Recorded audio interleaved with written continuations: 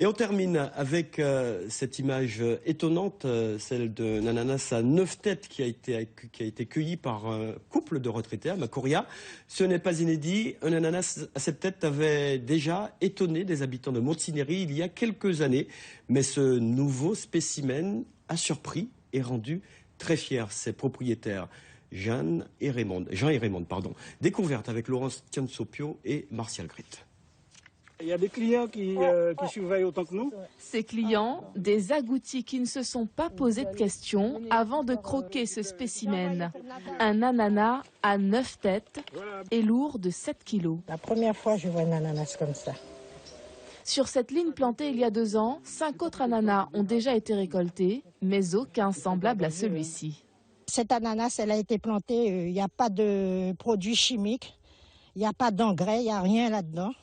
Et on ne comprend pas, un ananas à 9 têtes, c'est une belle pièce.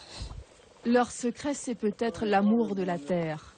Tous les 2 jours, ces retraités travaillent sur leur exploitation. 2 hectares entretenus à la débroussailleuse et une attention constante sur leurs avocats, leurs dachines ou leurs bananes. Ça commence à mûrir, il faut le casser aussi. Et puis les conseils des anciens n'ont pas été négligés.